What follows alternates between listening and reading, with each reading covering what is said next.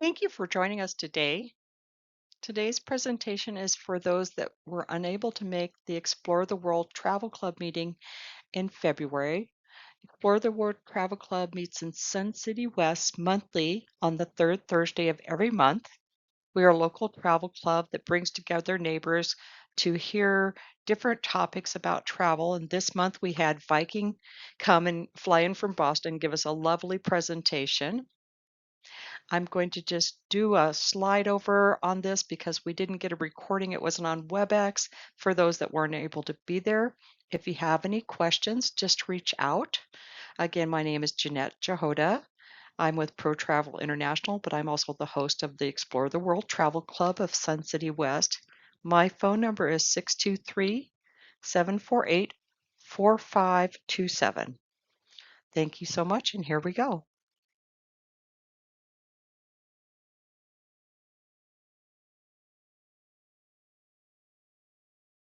Viking is known to be the small ship experts. They have river cruises, ocean cruises, expedition cruises, and even a Mississippi cruise. I'm going to go fairly fast through this because I know you have the ability to pause and update and go back and forth. But if you have more questions afterwards, please don't hesitate to reach out to me and I can send you the full presentation. They've been around over 26 years. They have ocean ships. They go all over the world, Alaska, Antarctica. They go to the Mississippi. They are a premium line that does mostly inclusive sailings on the rivers and the oceans and expeditions, and they don't have casinos. They don't have children under 18. They don't charge for wine and beer with lunch and dinner. They don't charge for alternative restaurants. They include Wi-Fi. You have laundrettes. They don't charge you a fee to use the spa on board. They don't have inside staterooms. Quote, quote, they do have those window view ones in the river. You'll see that later. Again, it's no nickel and diming. It's mostly inclusive. They sail 7 continents, 96 countries, and over 500 ports of call. Enjoy this video to give you a nice overview.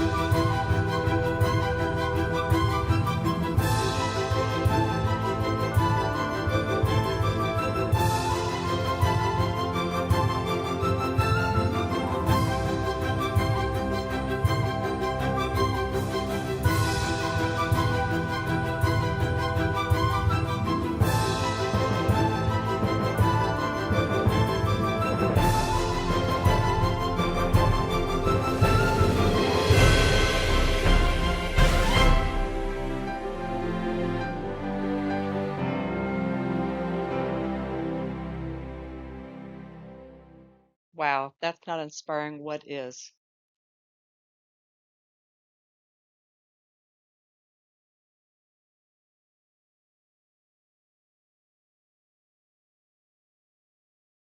So Viking's known for being the thinking person's cruise. They are really focused on the destination, bringing the history and the art and the culture to the you on board. And also, they are very known for connecting people together in the evenings. They do a lot of trivia and games, and they try to get you connected on board to each other. They do have a mostly inclusive value. They include one shore excursion per port of call. They're usually walking tours or bus tours, and they have them broken up for the walking into 3 levels of gentle walkers to more advanced. They include all your meals on board. You get to go to multiple dining venues based on the ship.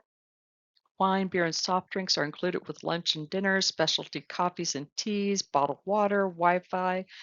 Their pre and post programs have first-class hotels. They include all the port charges and government taxes, and they have alternate restaurant dining on their ocean ships. They would like to bring the culture and history to you into life. They have onshore explorations that go at your own pace. They have cultural enrichment where they bring it on board with local musicians, dancers, or they take you off the ship for concerts and local cultural demonstration, cooking demonstrations, visiting schools, villages. Um, any place that's of interest, they will go there. And the guest services staff on board can help you personalize this and add options on board or find out what you'd like to do and help guide you. So they have three themes in their excursions and is local life, take you to home hosted visits or to local markets, working world where you see bakers or maybe glass blowing, or then privileged access to museums, private collections before and after hours. They take their food very seriously. They make it part of the destination, featuring fresh local cuisine, signature taste events. They have, while it's casual, you don't have to dress up and get a tie. They do have impeccable service. They have wine as part of their journey, and the wine is part of that region and culture. And they have signature taste events. Their ships are created for the rivers. They are almost identical, all the river cruise ships and all the ocean cruise ships. So you don't have to get used to a whole new ship and where everything's at and what's there and what's included. It's very familiar. The art and stuff will be different, but it'll be a nice, soothing, calm, light-filled experiences. They have very carefully engineered their staterooms for you to have as much space as possible. Now, here's a nice look at the rivers. The innovative Viking longships offer state-of-the-art engineering and an open, inviting ambiance. The spacious Aquavit terrace combines the comfort of a lounge with the invigorating fresh air of a terrace area. Its floor-to-ceiling windows move aside and you become one with the outdoors. When it's time to dine, enjoy our elegant restaurant, complete with panoramic windows. Stay in touch with family and friends with our complimentary onboard internet service. And relax on the sun deck with 360-degree views. Our staterooms offer many firsts, including airy two-room suites with full verandas. And sumptuous Explorer suites, the largest suites on the rivers of Europe. Join us on the Viking longships as we change the course of river cruising again. Very nice intro. Here are all the different rivers and countries that those rivers are in that they go through. As you can see here from Amsterdam, the Netherlands, the Main, the Rhine, the Main, and the Danube are all connected here. And I highly recommend when you take your first river cruise, you do the Rhine or the Danube cruises. They are the best and the most scenic, although there are many others to compare to.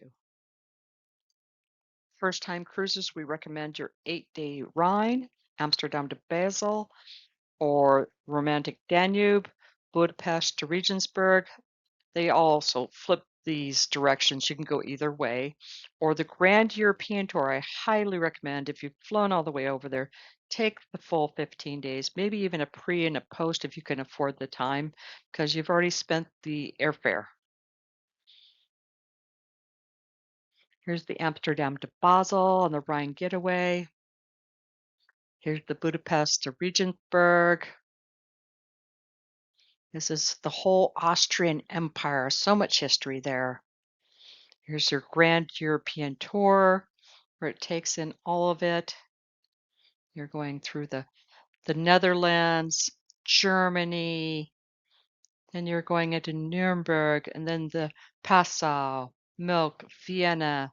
So you're getting Austria, Hungary, Germany, and they have pre and posts on both ends and also to Prague in the Czechoslovakian region. When you dock on a river cruise, you dock in the heart of town in most cases, and you can walk on and walk off. Like, for example, here in Cologne, and the Middle Rhine is one of the most scenic areas you can go through. You're going to pass through the vineyards, the hills, the castles, all the different sights to see, the Lorelei Rock. Wittenberg, Germany is just the cutest little German town. You'll get a guided tour here, walk off your ship directly into Old Town, past medieval houses, then go back to the ship and have a nice dinner and have time on your own. Passau, Germany is at the confluence here between these three rivers coming together. Up the Inn, the Ilz, and the Danube. You can do optional excursions like flight seeing over Passau. You can take the included excursions. It's an amazing stop. Then here's the Milk Abbey, Austria, and the Wachau Valley that you can cruise through. So, for example, after breakfast, visit the Abbey at Milk, a 900-year-old Benedictine monastery. And then after seeing the monastery, you can rejoin your ship, cruise through the spectacular Wachau Valley. And then before dinner, you have time to explore the town of Krems. And after seeing the Steiner Tor, the last remaining city gate, you can take an optional excursion to a local winery to sample some vintages. Vienna, oh my, one of my favorite places to visit. Vienna is full of art, history, music. If you can go on an itinerary, it stays overnight here or multiple days. I'd highly recommend it.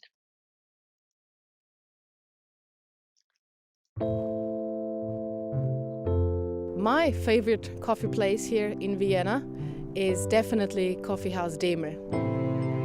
When you're born Viennese, you do have coffee in your veins. Trust me, I have been in there a million times. It's one of the oldest coffee houses, introduced more than 220 years ago. Delivered sweet dishes and pastries to the imperial family. What better place is there than taking the guests into this really old coffee place? People love it. For Viennese people, it is part of a lifestyle to go into a coffee house every day. It's like the second living room. You start going there with your grandma, with your mother, after dancing lessons. Of course, I'd like to get my guests to feel a little bit of this lifestyle, to feel a little bit like I do. It's just fun. There's just nothing better than that. My name is Petra. I'm a tour guide with Viking Cruises.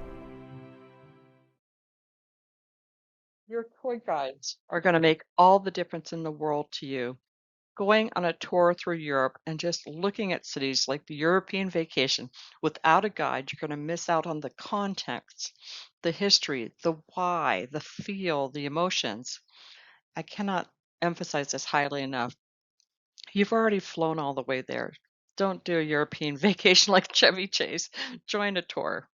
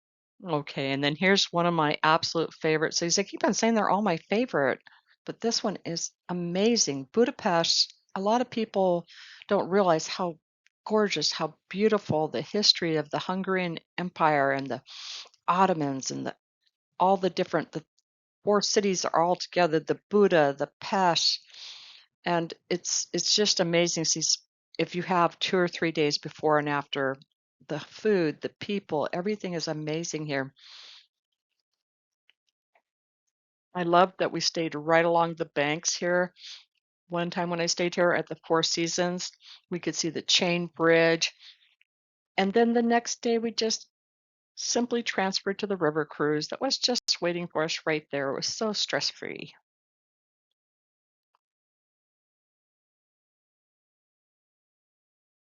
Here's some other river cruises if you're a wine lover. Every one of these river cruises it's not made up. They're in wine regions because the river's there, duh. And one of the best ones I like is the Portugal's Rivers of Gold. Lisbon is one of my favorite cities to visit.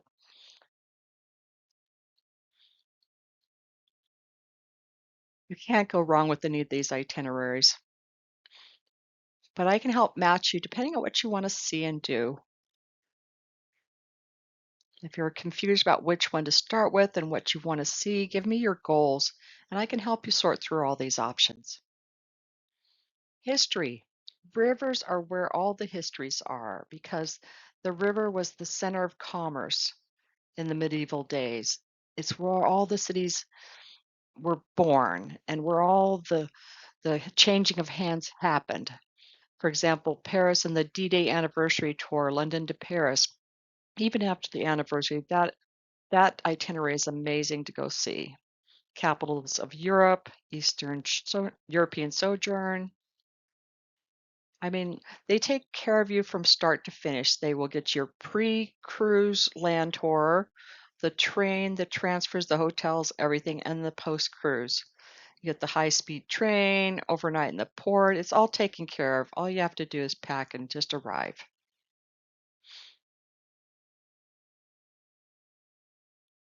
And of course, we have Egypt and the Nile and the Mekong.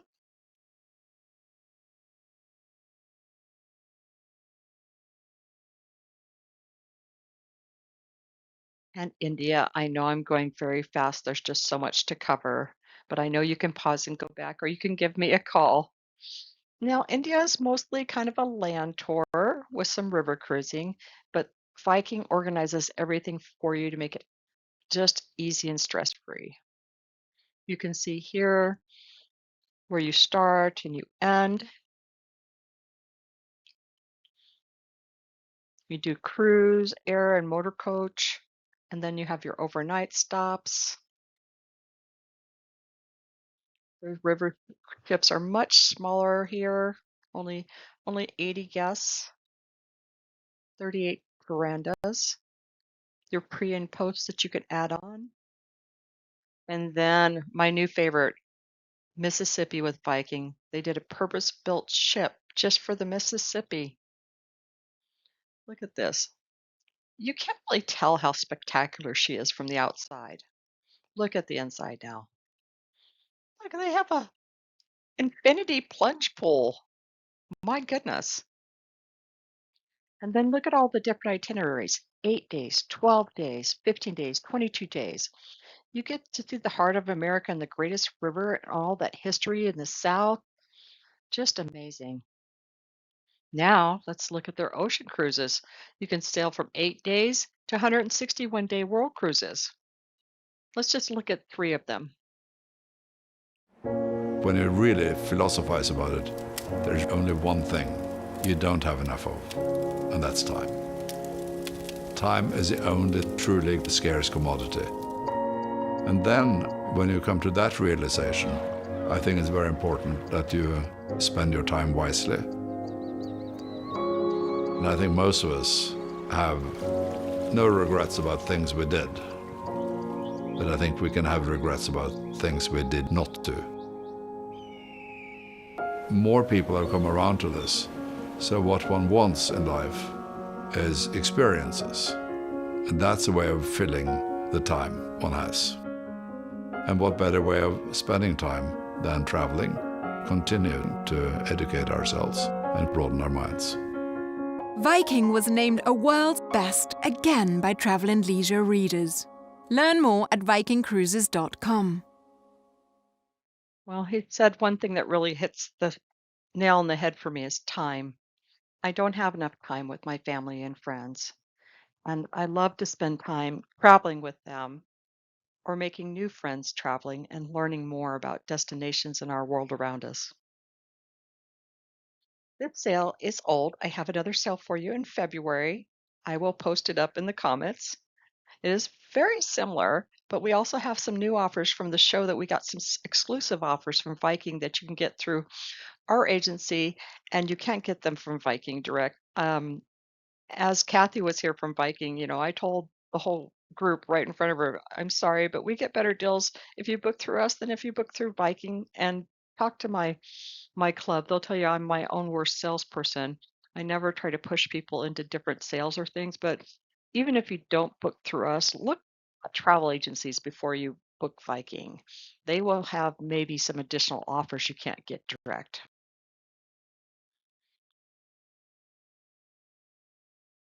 And now let's look at the details of the river longships.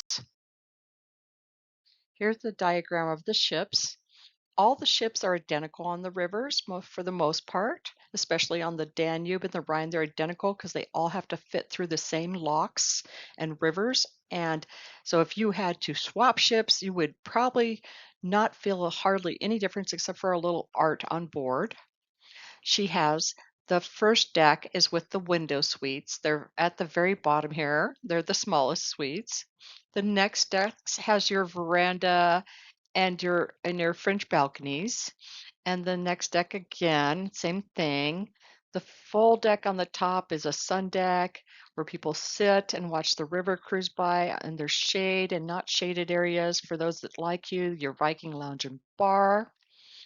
The back half of the ship is relegated to passenger cabins and activities. They're mostly the quiet spaces here with the two big suites on the back.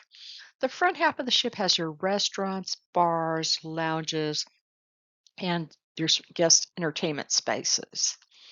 Um, Going forward from here, here's a look at how they're decorated, very understated, very calm, very elegant. Nothing too snazzy, nothing too bright, no Vegas, just calm. Beautiful art. The restaurant. On all ships, it's just called the restaurant. They don't want to confuse you. It's a beautiful sit-down restaurant. You can eat by yourself or with other people. You can go there anytime. There's no set schedules, just during the dining hours of breakfast, lunch, and dinner. Then they also have a bar and lounge area.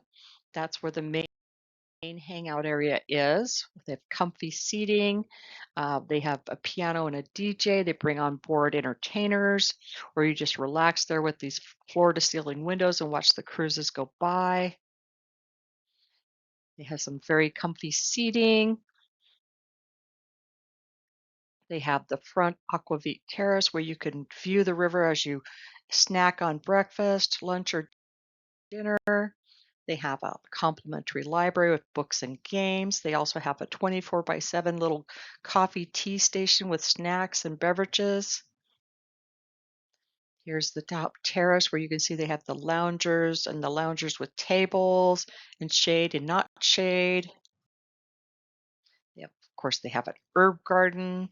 They have putt-putt. They have shuffleboard. And they have just different kind of way of thinking about their staterooms. They try to make them as efficient and calm as possible. Here's the lowest one, 150 square feet. This is the very tiny one with just the little window. These beds on all the staterooms can come apart and make two beds or one king bed.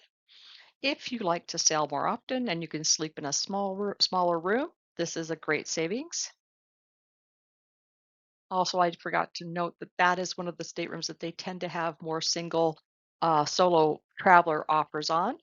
The next stateroom is the French balcony stateroom, 135 square feet. It has a railing here. You can't sit out there, but you can open these windows and bring the outside in. Again, the beds can separate.